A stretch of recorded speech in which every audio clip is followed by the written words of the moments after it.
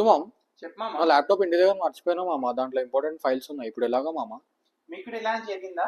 అయితే నా దగ్గర సింపుల్ ట్రిక్ ఉంది. అయితే మీ ఫోన్లో మీ ల్యాప్టాప్ ఎలా యూజ్ చేయాలో చూపిస్తాను. ముందుగా మీ ఫోన్ ఇంకా ల్యాప్టాప్లో క్రోమ్ రిమోట్ డెస్క్టాప్ ఇన్స్టాల్ చేసుకోండి. మీ గూగుల్ అకౌంట్తో లాగిన్ అవ్వండి. ఇంకా మీ బ్రౌజర్ ఓపెన్ చేయండి. ఓపెన్ చేసిన తర్వాత క్రోమ్ రిమోట్ డెస్క్టాప్ ఓపెన్ చేయండి. దీంట్లో సెటప్ ఏ రిమోట్ యాక్సెస్ అని ఉందా, ఇక్కడ టర్న్ ఆన్ నొక్కండి. ఇక్కడ చూజ్ ఏ నేమ్ ఉంటుంది. మీ ఇష్టం వచ్చిన నేమ్ ఇచ్చి నెక్స్ట్ నొక్కండి. ఇక్కడ పిన్ ఎంటర్ చేసుకోమంటుంది. పిన్ నొక్కిన తర్వాత స్టార్ట్ అని నొక్కండి.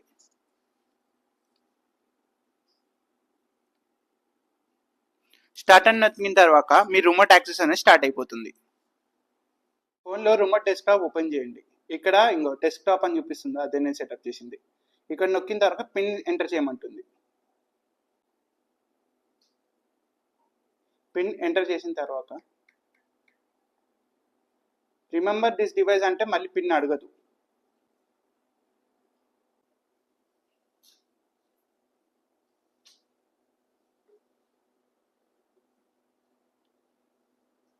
మీ ల్యాప్టాప్ అనేది మీ ఫోన్లో వస్తుంది. దీంట్లో మీ ఫైల్సే కాదు, మీ అప్లికేషన్స్ కూడా యూజ్ చేయొచ్చు. ఇలా మీ ల్యాప్టాప్ని మీ ఫోన్లో కూడా యూజ్ చేసుకోవచ్చు. కానీ ఇది వర్క్ కావాలంటే మీ ల్యాప్టాప్ అనేది ఆన్లో ఉండాలి. ఇలాంటి వీడియోస్ కోసం సబ్స్క్రైబ్ టు టెక్ పల్లె.